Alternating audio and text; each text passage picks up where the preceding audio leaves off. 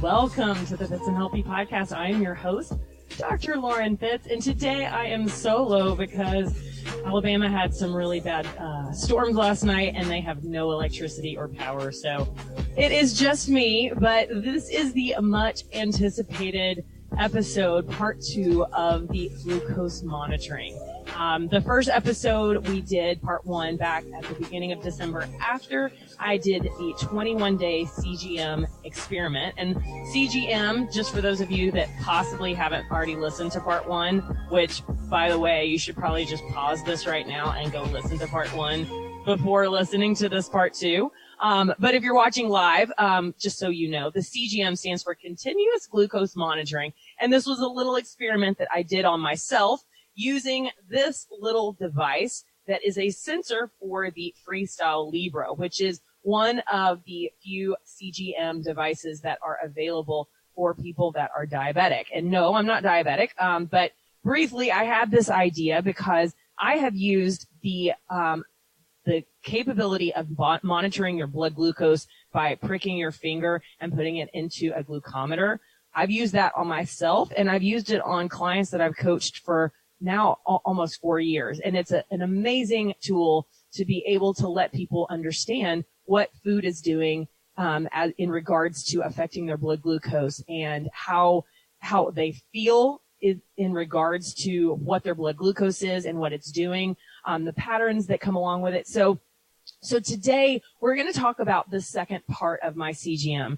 The first part, so it was a 21-day experiment, and for 3 days I did a different diet. I started off with the SAD diet, which is standard American diet.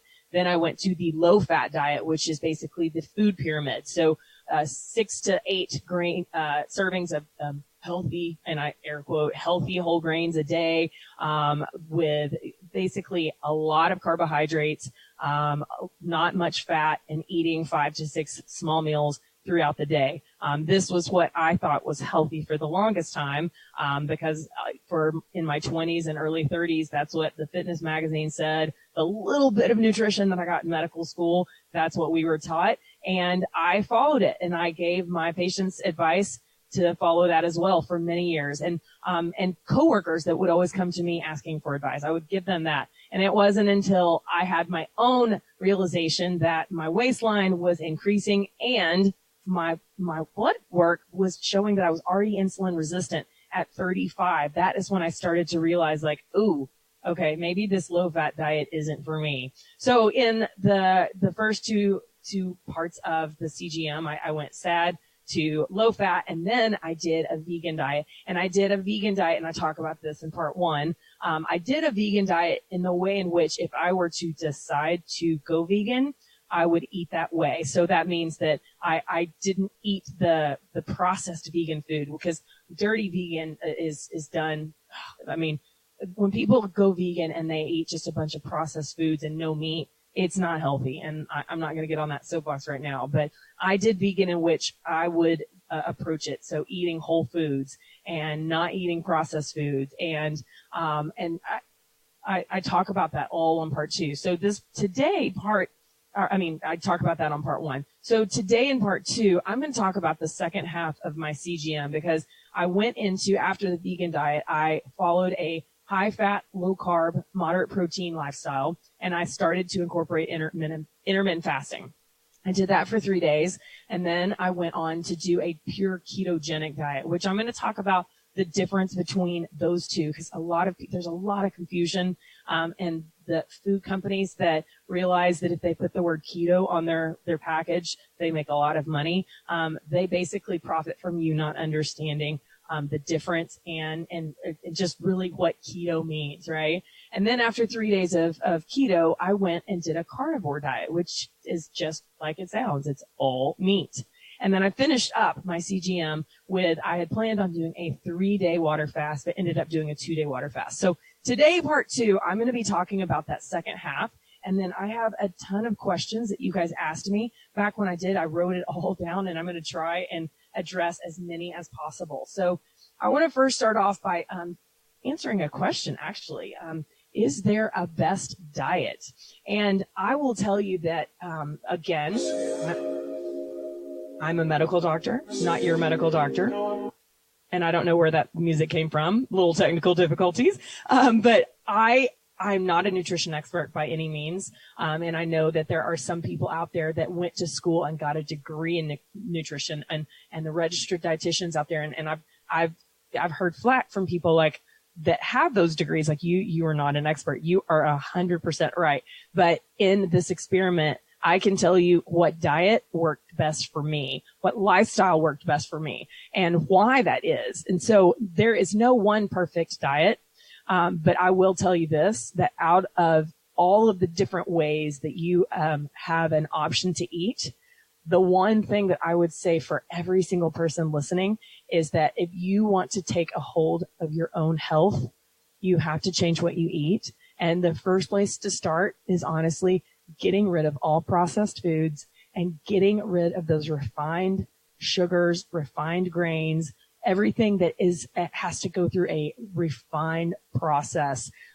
Basically, just get rid of fake foods. So you'll hear me say Frankenfoods often, and that's what I mean. Fake foods that were never intended to be in our diet. Foods that have artificial colors and preservatives and dyes and all sorts of chemicals that the human body, when it's ingested, it does damage, and it does microscopic damage over long term, but it leads to disease processes that I believe are fully reversible and preventable. So glucose monitoring, one of the most important diseases that I believe you should consider doing glucose monitoring, because diabetes is a terrible, terrible, terrible chronic disease that a lot of you don't realize that you're on the road to developing. Depending on where you're at, you might already be to the place that you're insulin resistant and don't even know it. And this is the whole reason why I did this glucose monitoring test on myself, was because I wanted to show you guys how important what we eat is in regards to affecting our blood glucose. And in episode 1, I gave the example of battery acid. And if you have a slow drip of battery acid on something, it over time breaks it down. And just like the insides of our body is not meant to always carry a high load of sugar in the blood.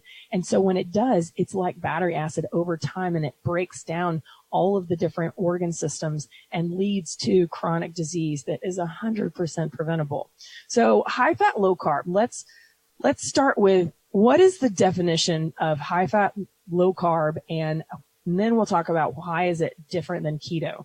So high fat just means it's higher fat than what we've been taught that we should be eating. And in fact, in 2015, the government basically they changed the recommended daily intake of fat, and they didn't tell people. So they didn't want to basically announce like, hey, we were wrong all of those years by telling you to decrease the amount of fat.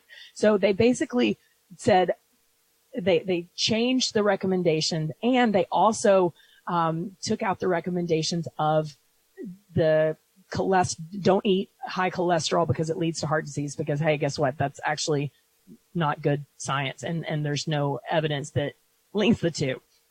That's neither here nor there. Higher fat basically is the traditional American diet has made us decrease the amount of fat. So now we're talking higher fat. Now, the fat content is truly one of the main differences between a higher fat lifestyle and a ketogenic lifestyle. So when I work with people, I like to try everyone on a higher fat, moderate protein, lower carbohydrate lifestyle for a few different reasons. And after doing my own self CGM, it confirmed that was 100% the way I felt the best on.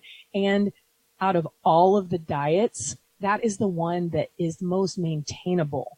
I'm going to talk about a ketogenic diet and a carnivore diet and my own personal opinions of longevity and if it's maintainable or not. But the fact is that for me personally, a higher fat, moderate protein, lower carbohydrate lifestyle, I felt best on. My blood glucose literally stayed within that range that I set it. And I set up for my CGM, I wanted my blood glucose to stay within the range of between 70 and 90. Oftentimes it would go below, but I was never symptomatic. And we'll talk about that too when we talk about metabolic flexibility and becoming fat adapted. So higher fat, moderate protein, lower carbohydrate lifestyle. So I typically will tell people, and there are some great apps that you can use, and I use with my clients. One is called Fat Secret. The other one is called MyFitnessPal.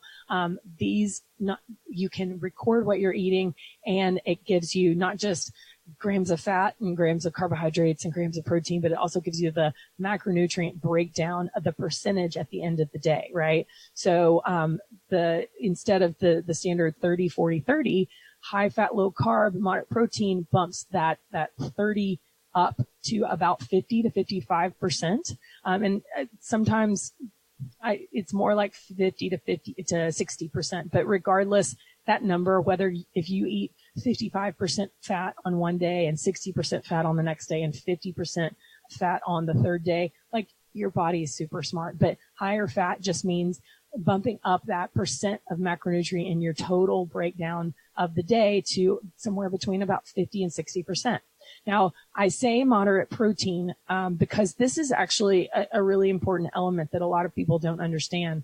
A lot of us are eating more protein than we need. Again, food companies have realized that if they advertise how much protein, it's high protein or 30 grams of protein or whatever, that you're most likely going to buy it because you believe that it's going to help you lose weight. And protein is super important. And to get an adequate amount of protein is super important. But a lot of you don't realize that you're actually eating too much protein, and that too much protein actually is converted to basically glycogen, which is the sugar molecule that our body uses for energy. Okay. So that being said, moderate protein, I like to keep, for me, if I'm lifting weights, which I pretty much lift weights every single week, if I'm lifting weights, I like to keep my percent of protein between about 25 and 30 grams. Most people don't lift hard, and so I like to keep them between about 20 and 25 total percent of protein in their day. And then the rest is carbohydrates. And if that sounds too complicated for you, then just think about the carbohydrates. I try and tell them to stay anywhere between 50 to 100 total grams of carbohydrates in a day. And I want most of your carbohydrates to be coming from vegetables.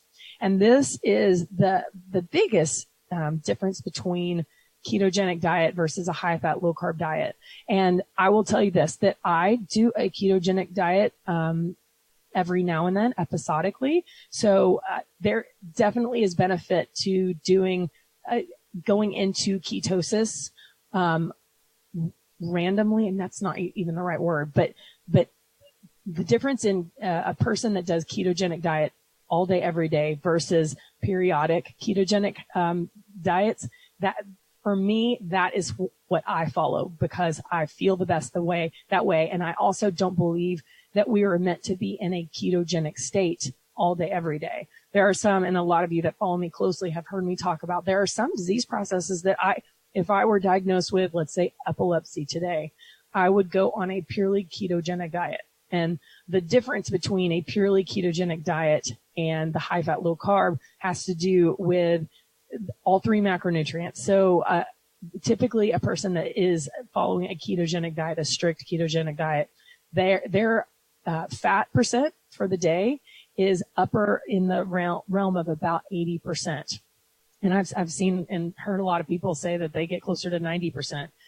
Protein is on the lower side, and typically they keep their total carbohydrates down less than 15 to 20. And I've heard some people say 15, some people say 20, but total grams of carbohydrates is 15 to 20. And I will tell you that this is not easy to maintain for a life. And if you followed me for any amount of time, you know that I am anti-quick fix. I don't believe in quick fix diets. I believe in people learning a lifestyle that helps them become healthy and that is maintainable for life. So right now, I'm going to give a moment for a little commercial break, and we will be right back. But I have some important stuff to talk to you about.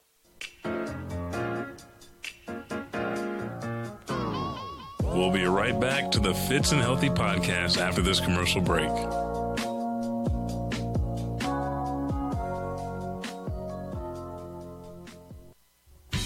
Hey, this is Jamie Lindberg, host of Upbeat Urbanism, a podcast where we seek to have an open dialogue about what it takes to create healthy, intentional, sustainable communities, one conversation at a time. Each episode is an interview with a city planner, leader, developer, real estate professional, or community builder. To listen, search for Upbeat Urbanism wherever you find podcasts. Follow us on Twitter at UUrbanism and on Facebook at Upbeat Urbanism. Devote yourself to your community around you and devote yourself to creating something that gives you purpose and meaning. Until then, keep it upbeat. And now back to FITz and Healthy. This next part that we're going to talk about, let's address the keto movement. Okay, now the keto movement, it's huge. And it's huge for a lot of different reasons. And you know what? If the keto movement gets you off of processed foods and gets your hormones back to where they're supposed to be, awesome. But what I will tell you is that I have seen so many of my clients who have actually either come to me firsthand or come back to me because they worked with me in the past and had success when I put them on my no-fuss nutrition approach, which is a higher fat, moderate protein, lower carbohydrate lifestyle with intermittent fasting, and confirmed by my own self-CGM that is what works best for me. But I've had a lot of people come back to me after doing a pure ketogenic diet, and they have just completely jacked up their hormones. They have hair loss. They have their GI tract is all sorts of messed up. Their energy has changed. They have dry skin, like all of these changes that show me that their hormones are not ideal. And when it comes down to it, I believe that it's because God didn't design us to be in ketosis all of the time. I believe that he designed us to be in and out of ketosis because he gave us these two energy systems of basically sugar and fat, right? Glycogen and ketones. And these are elements that are of energy that we make on our own. And I believe that for 2.5 million years that humans have been around, that we didn't have refrigeration, so we didn't have the easy access to food, so we weren't able to eat all day, every day, and eat every 2 to 3 hours. We had times that we feasted, and then we had times that we fasted. And I believe because of that, that is why we have this system of going in from burning sugar as fuel to burning fat as fuel. And when you are always in ketosis, that in my like simplistic mindset of just doesn't make sense that we're supposed to always be in that ketosis state where we're not eating vegetables, we're eating only fat all the time and a little bit of protein. It just doesn't make much sense to me. So a ketogenic diet basically is, you see keto done wrong in so many people, dirty keto, if you will. And they're buying all the foods that have the keto label on it, and they are taking in no vegetables, no fruit, of course, because fruit has a ton of natural sugar in it. So that's totally going to knock you out of ketosis. And they're eating a ton of meat, dairy, cheese, and they're loading their bodies up with the higher fat, really high fat. And I'm going to call it high fat because higher fat versus high fat is really one of the main differences in keto versus high fat, low carb. One thing that a lot of people don't realize is that, and I brought my monitors around here, people that say that they're doing keto, if you're not monitoring your blood ketones or your breath ketones, or in the beginning, your urine ketones, you have no way of knowing that you are in ketosis. And a lot of people don't realize that they knock themselves out of ketosis with protein, because too much protein will knock you out of ketosis. Now, one of the questions that I wrote down that I wanted to answer was, how much protein knocks you out of ketosis? And there's not one answer. Everyone's different. So there are some people that are so metabolically flexible that have been, what I'm going to talk about a little bit in the future, is fat adapted. They're so well fat adapted that they they easily stay in ketosis with eating an amount of protein that would knock me out of ketosis. That being said, I'm going to go ahead and show you some of the different ways that you can measure your blood ketones, because if you do want to experiment with this, again, it's more data is easier for you to follow what your body is doing when in regards to your own self experiment, your own N of 1. So right here, I have a keto stick, and this is basically something that you just pee on and it changes colors. And I mean, it's super easy to tell you, you know, it, like the dark purple is you have lots of ketones. The nude color is you're starting to make trace ketones. And this is great. It's the cheapest tool out of the 3 different ways that you can test your ketones. Definitely the cheapest. But it stops working after you've been in ketosis for a few days. And so, if in the initial stages, this is a great way, and especially if you want to do it periodically and, you know, try and go in ketosis maybe once a week, that would be a great tool to use. It's cheap. You just have to pee on the stick and be okay with that.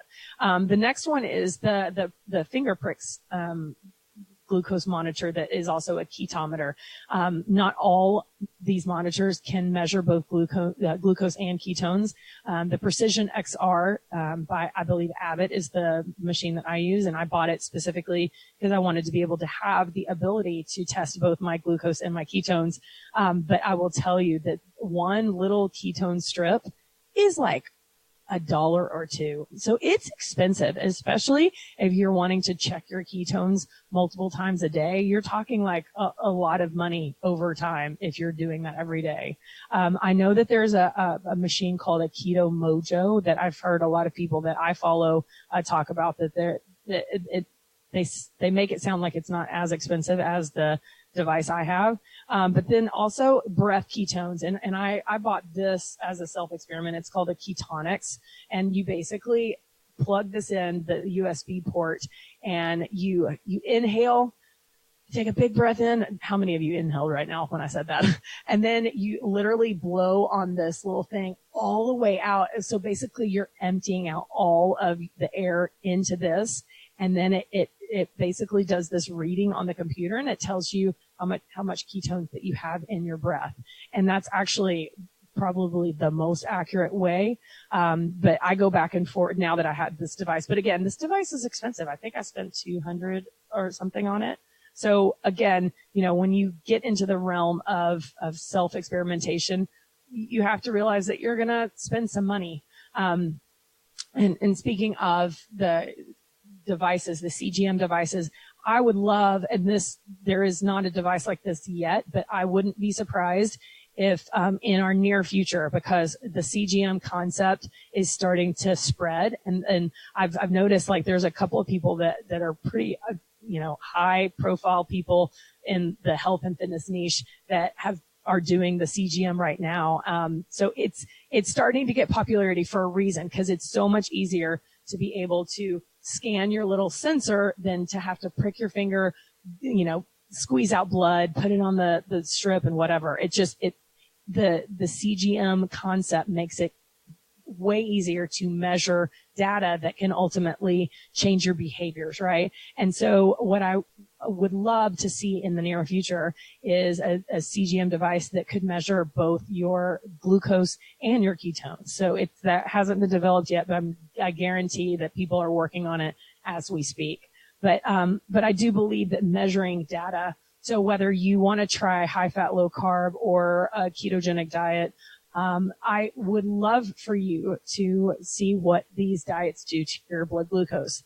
I will tell you that from the day that I started the high fat, low carb and continued to keto and continued to carnivore and then the fasting, my blood glucose never got out of that range. It never got above 90. Even on days, I believe there might have been a couple of days when I did a really hard workout and my own body's system to make its own glucose. It's called gluconeogenesis that your liver does. It created its own sugar, and my blood sugar went up for maybe like 102 or whatever, but to provide quick access energy for my muscles while I was working out. But measuring this kind of data gives you an idea of how food truly affects you. And I 100% know that most people's struggle with diets and staying on them is the ups and downs, the highs and lows that whatever they are eating is causing in their blood glucose. And I saw that to be true in my own self-experiment. And obviously, man, the SAD diet was just sad. That's the only way to say it. And my blood glucose literally it stayed high for way longer than I'm comfortable it staying on a regular basis. The low-fat diet, it was literally peaks and troughs, like a roller coaster ride. On the vegan diet, it was not as roller coaster-ish, but it was still peaks and valleys for sure. And then once I eliminated the carbohydrates, lowered them, and started eating the high-fat, low-carb way, then followed by keto and then carnivore, the ups and downs of that line of my blood glucose literally, like, it was hills and valleys instead of mountains and roller coaster ride. And I believe that is the key for a lot of people. So right now, I have a free group on Facebook, and anyone can join it. And I pop in there every Friday. It's called Food, Fast, Then Fitness. The whole concept of the name of this group is if you want to change anything, and I thought about this because it's right now, it's January, right? And of course, January, everyone's full of New Year's resolutions. And what's the first thing everyone does? Everyone goes and buys a gym membership or gets back to the gym that they've been paying for and that they just haven't been going to. But if people could focus 90% of their efforts on changing their food and adding fasting, and then that last 10% is the fitness aspect of it, they would see massive changes, not just in their weight, but their overall health.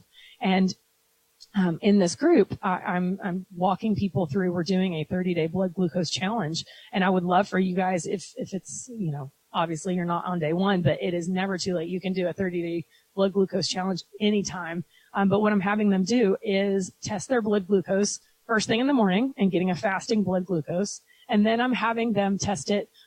I asked them to intermittent fast. So I asked them to test it right before they break their fast. And then I asked them to test it 1 hour and 2 hours after they're done eating.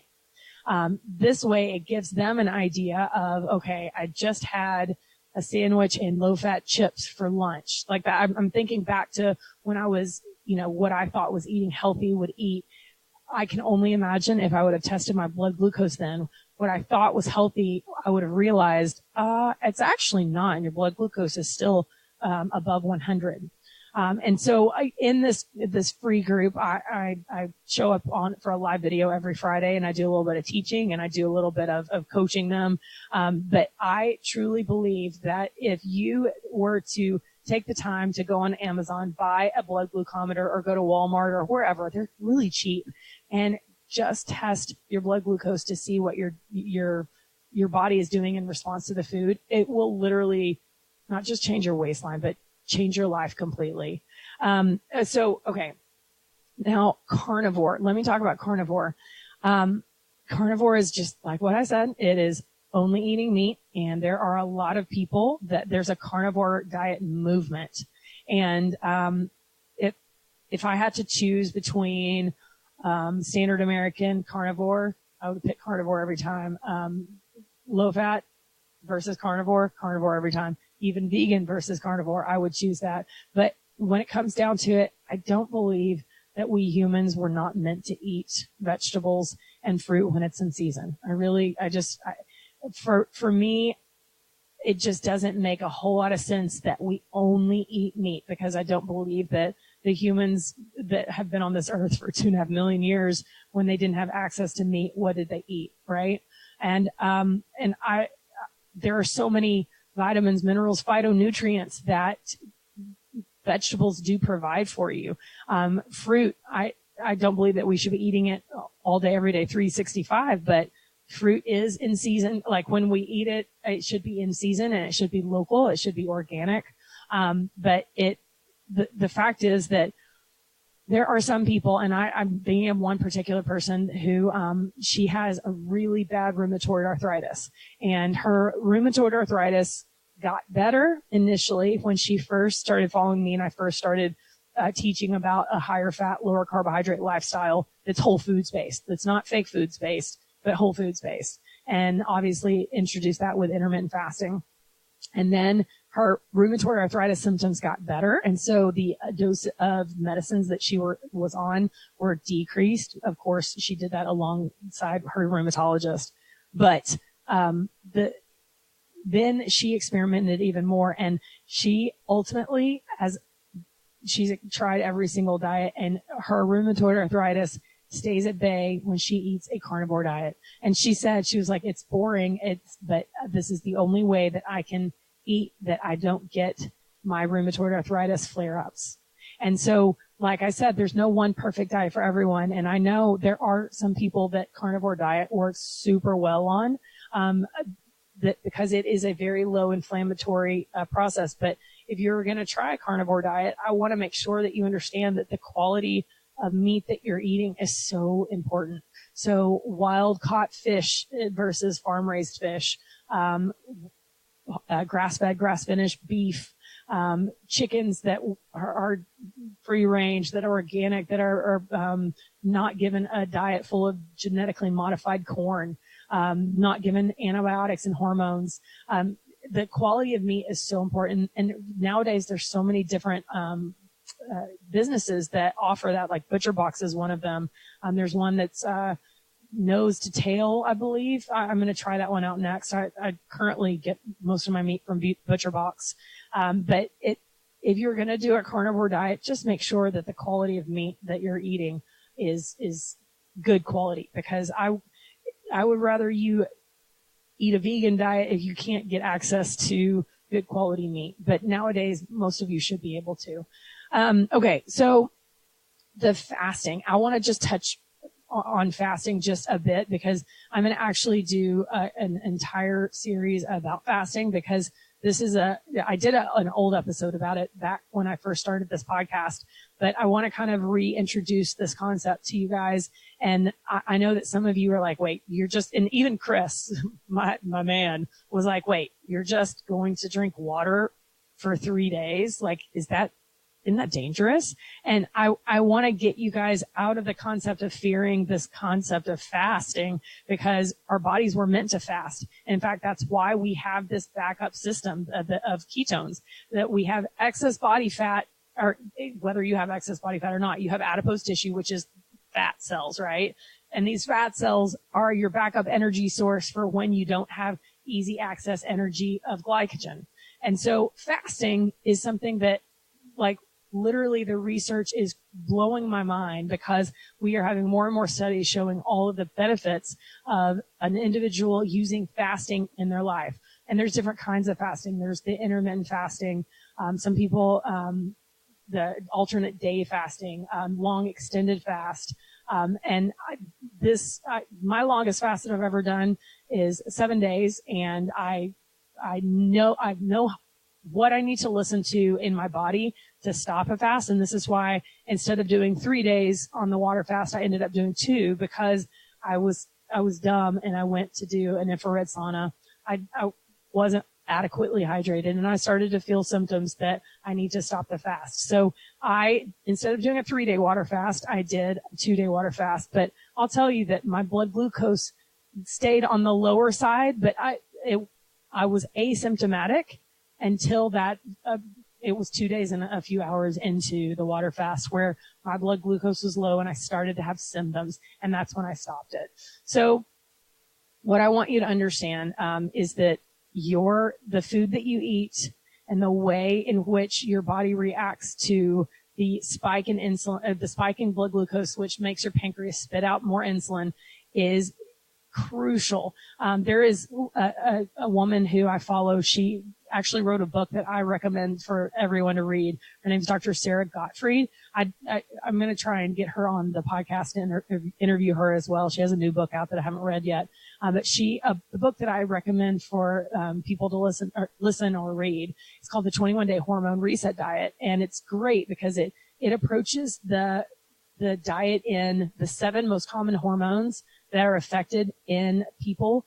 And it talks about, like, for example, the very first 3 days of that 21-day hormone reset diet, she talks about estrogen and estrogen dominance and how the meat that we're eating, so conventionally raised beef and conventionally raised meat in general, and alcohol, how those 2 alone affect estrogen and lead to estrogen dominance. And she goes on to eloquently explain how the different things affect the different hormones that are ultimately affecting your waistline and your health. So I follow her online, and I saw that she actually did. She's currently wearing the Freestyle Libre, the CGM device, and someone asked her, like, you look like you lost weight, and granted, she was not overweight before, but she said she actually did.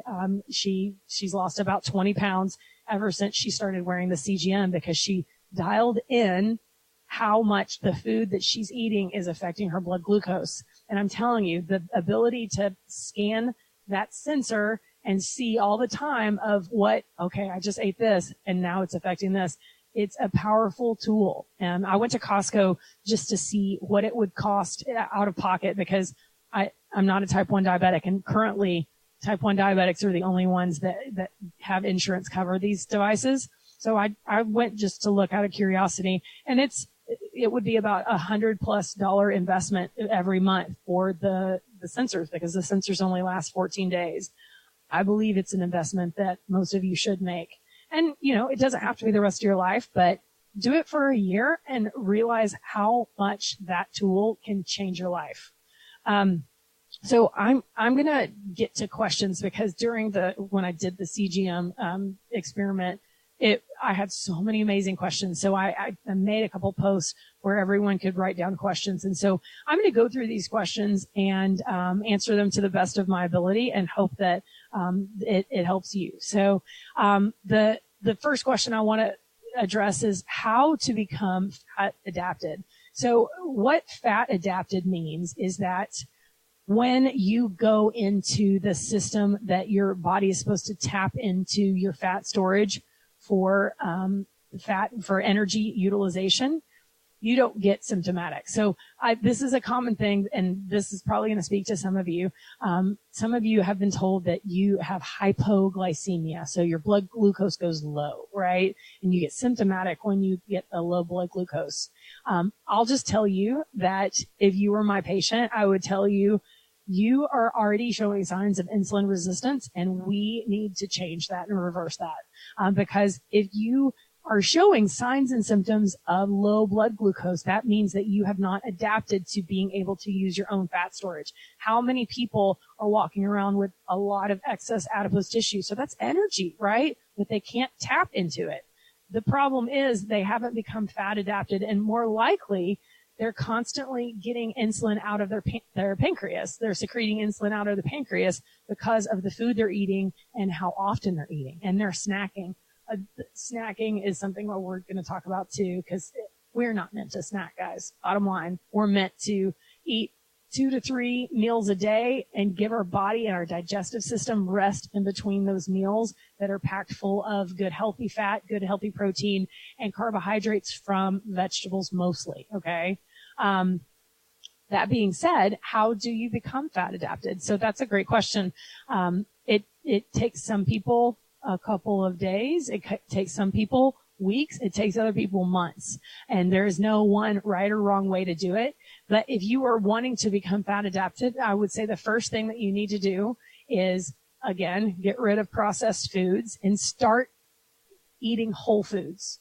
And when I say whole foods, I mean like foods that don't have ingredient labels on them. Okay. And I'm not, look, I'll be real with you. Is it possible for you to never eat a food with a food label again in the rest of your life?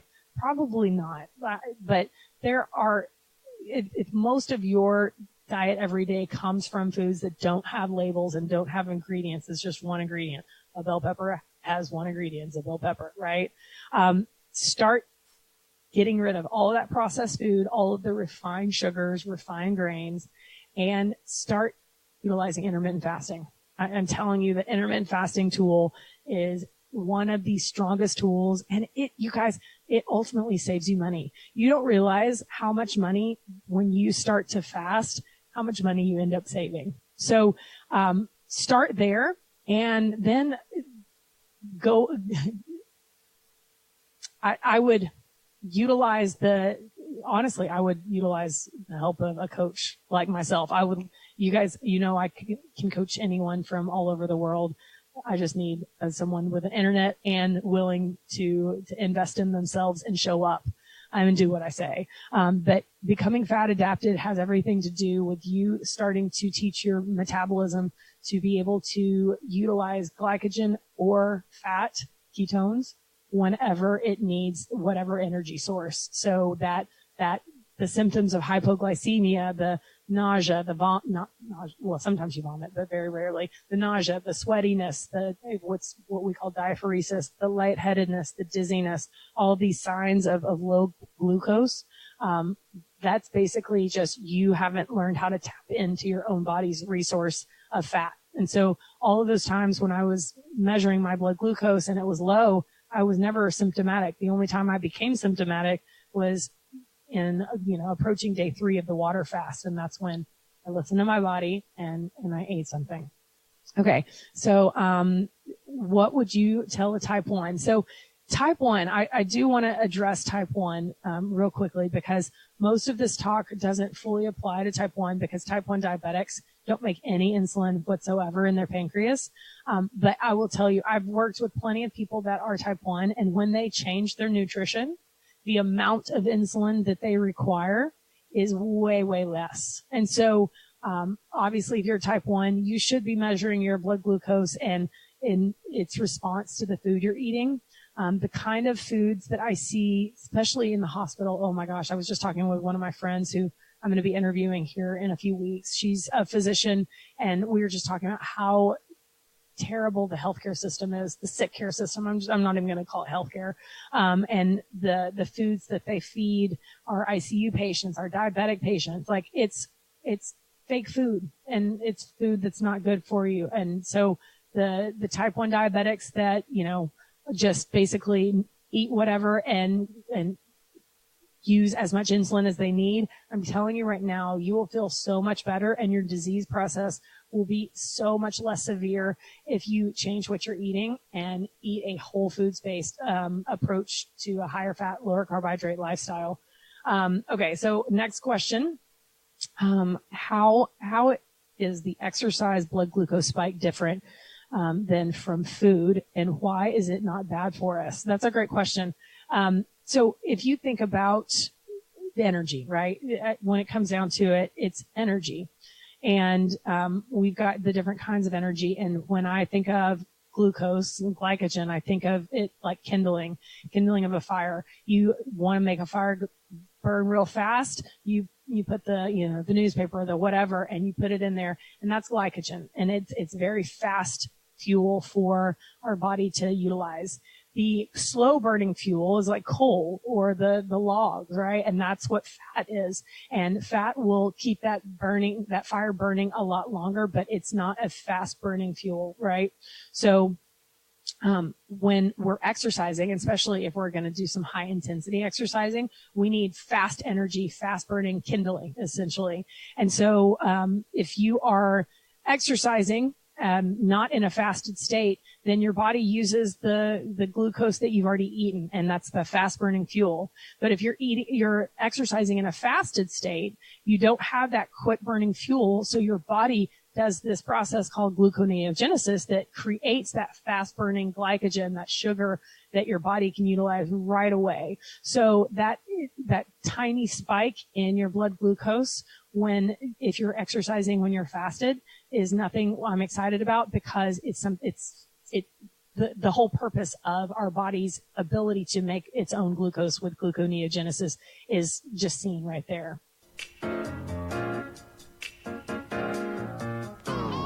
We'll be right back to the Fitz and Healthy podcast after this commercial break.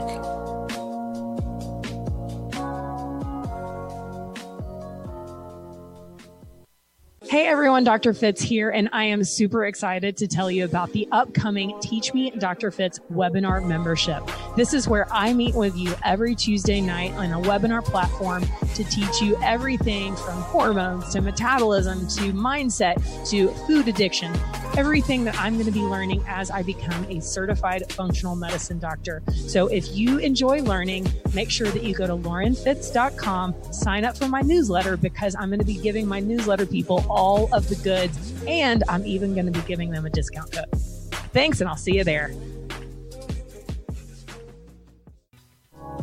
And now back to Fitz and Healthy. Okay, next question. If we want to educate loved ones on this, where to start? Great question. And in fact, my friend that I was talking to, she's a primary care physician. And as most of you know, primary care physicians are limited to the amount of time that they can see per patient. And it's not their fault. Believe me, most of them I know would love to spend more time, but it's the system that limits the amount of time that they have. So she told me, she's like, I've been sending my patients to your podcast to just start listening. And I think that that's a great place to start. I also let her know, like, you can send them to me and let me coach them.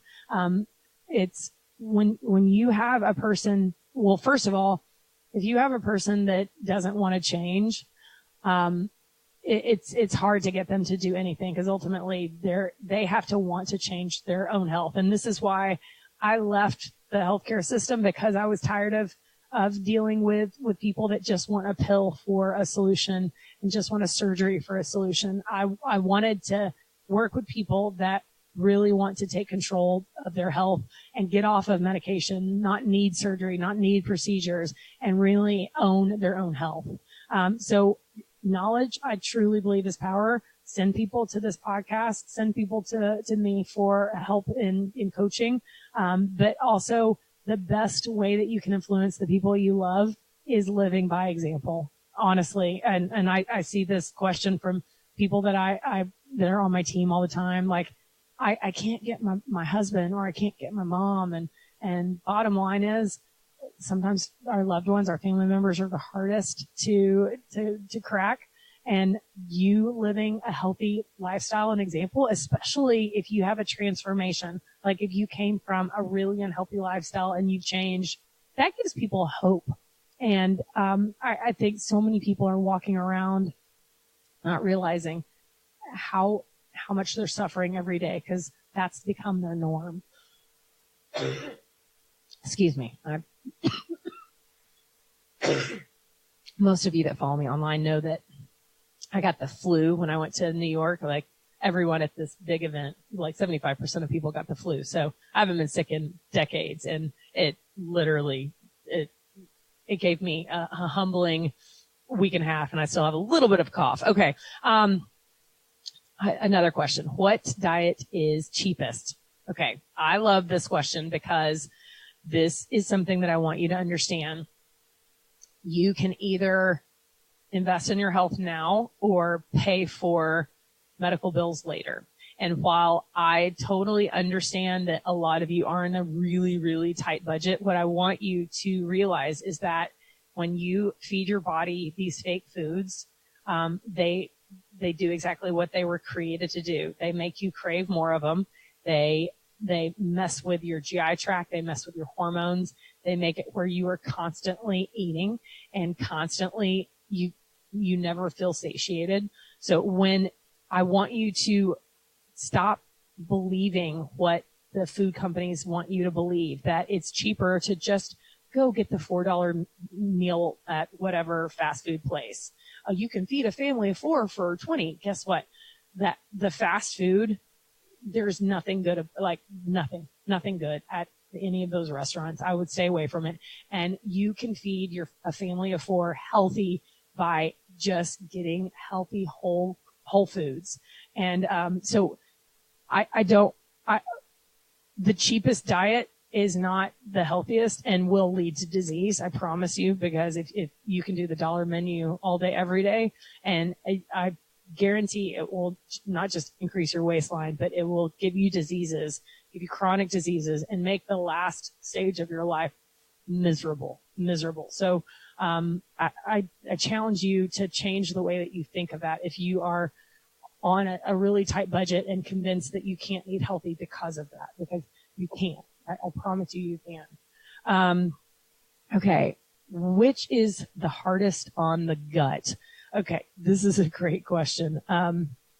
So gut health, there's still so much that we don't know.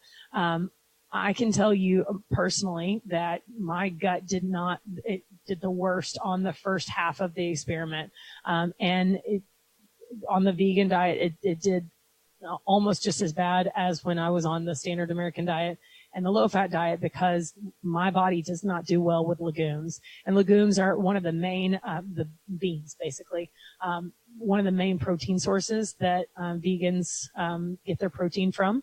And I will just tell you, even with digestive enzymes that I took before eating, it was not pretty. So, but everyone's different. There are some people, you have to remember that the gut, it's like a garden. And this is the problem that I have with the carnivore diet and a real ketogenic diet.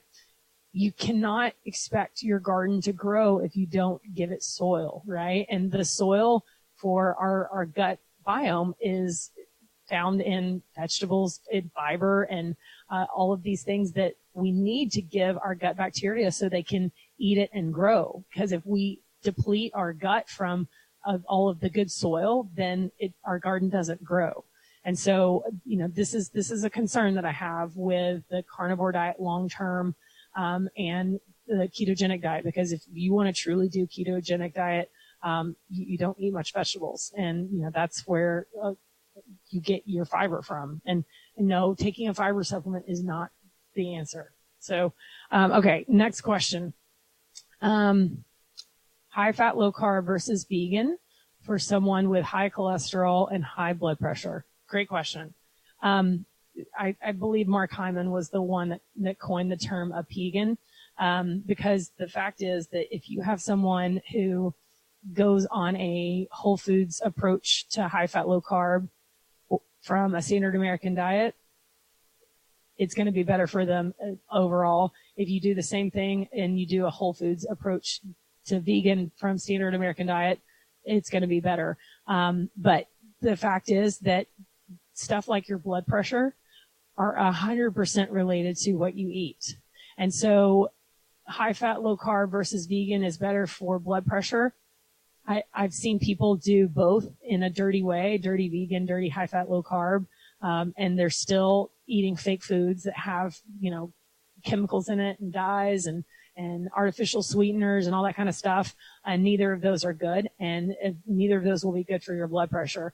But if you go and change and get rid of, again, you're starting to hear a pattern, get rid of the processed foods, the refined sugars and refined grains, and eat whole food, your blood pressure is going to be better on either the vegan or the high fat, low carb. Your cholesterol, I actually just did a teaching video about this yesterday in my private group. I will just tell you this, and I'm going to probably do a whole episode about cholesterol and the myths that come along with cholesterol. But for 40 or 50 years, we've believed that high cholesterol leads to heart disease, that leads to heart attack and death. And this is why we have been force-fed the concept to fear cholesterol. And that's why you still see egg white omelets on menus and whatnot. But I will tell you that the science that started that whole movement was actually terrible science. It started with a guy that, he not even a medical doctor. He was a PhD physiologist, I believe. And he had this hypothesis, this theory that eating food that's high in cholesterol leads to heart disease. And so he handpicked the countries where he was doing this research because of the outcome that he wanted. A true scientist wants to disprove their hypothesis, but he was such a zealot for his belief that it's got to be cholesterol. High cholesterol leads to heart disease.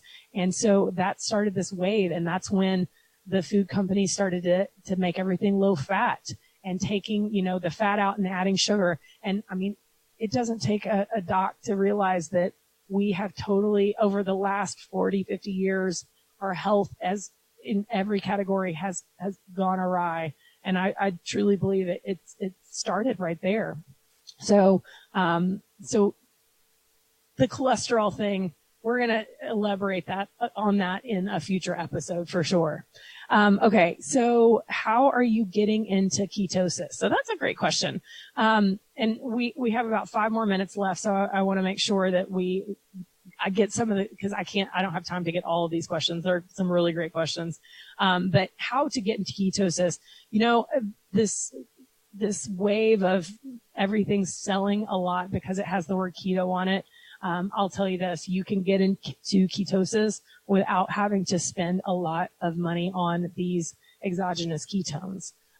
Do I think that there's a place for the exogenous ketones? Yeah, absolutely. If you want to quickly get into ketosis, that is a tool that can help you get into the ketosis state. But you can actually just get into ketosis by eating a higher fat, lower carbohydrate lifestyle and start with intermittent fasting. Again, I would love it if you check your blood ketones to see if you're actually in ketosis. But a lot of people use these exogenous ketones to get them into ketosis. We don't know long-term studies, and so these people that are utilizing them every day, I definitely worry about the long-term effects because we don't know, bottom line. And they're not natural. Like, we can make our own endogenous ketones. So why would we not just go back to what nature gave us instead of utilizing something that was made in factory to overlap that process? Okay, let me get a few more questions. Let's see. What are good high-fat options that are dairy-free? Oh, that's a great question.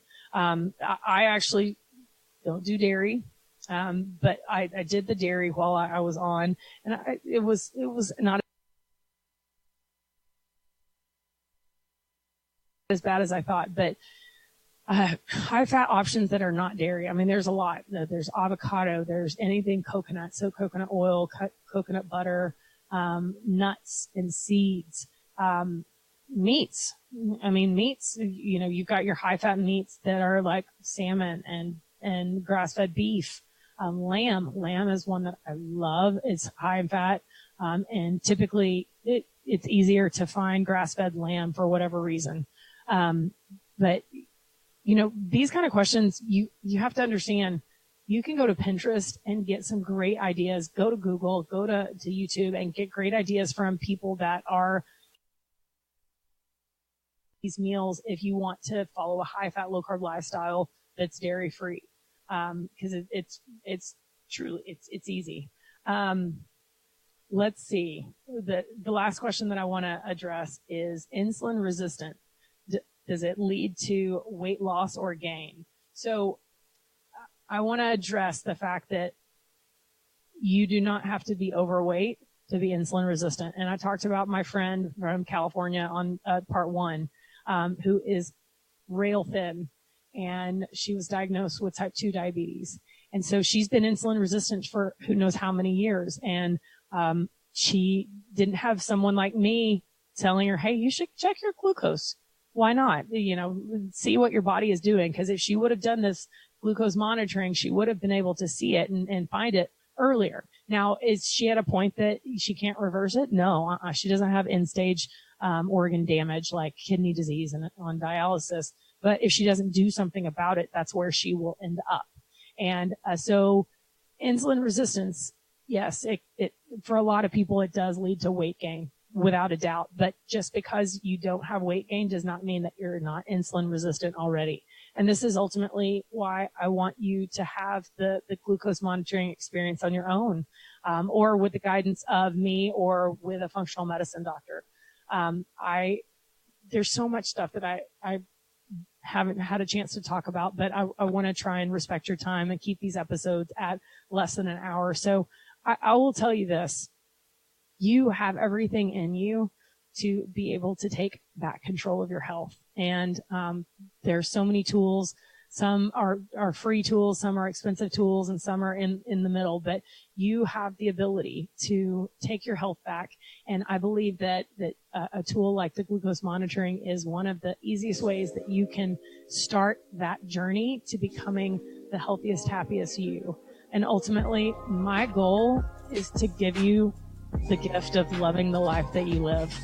So that being said, thank you so much for listening to this episode of the FITz and Healthy podcast. I am so sad that Jessica couldn't make it with us today, but next week we have an amazing guest that I cannot wait to introduce you to. So until then, go live a FITz and Healthy lifestyle. Bye.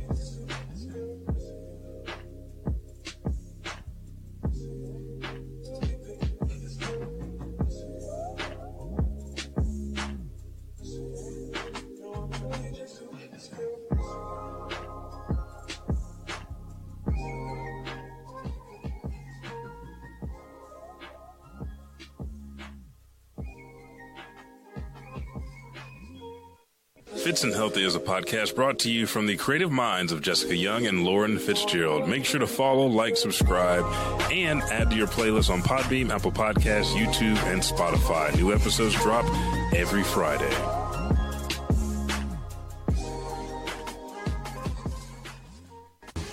I appreciate your time listening so much. If you enjoyed this episode of the FITz and Healthy podcast, can you please go do me a favor and go subscribe at whatever platform that it is that you listen to podcasts. Leave a review. We read every single review, and we appreciate the time that you take to leave your thoughts and opinions. Now, also remember, while I am a medical doctor, the information I provide here is not intended to provide medical advice or a professional diagnosis, opinion, treatment, or services to you or to any other individual. I am providing general information for educational and informational purposes only, and it is not a substitute for medical or professional care. You should not use this information in place of a visit, call, consultation, or the advice of your physician or other healthcare provider. The information I share is not intended to treat, cure, or diagnose any disease or medical condition. If you believe you have a medical emergency, just call 911 immediately or your physician. Now, enough of that medical legal jargon. Thank you so much for listening to this podcast. I appreciate your time. Now, go live a FITz and Healthy life.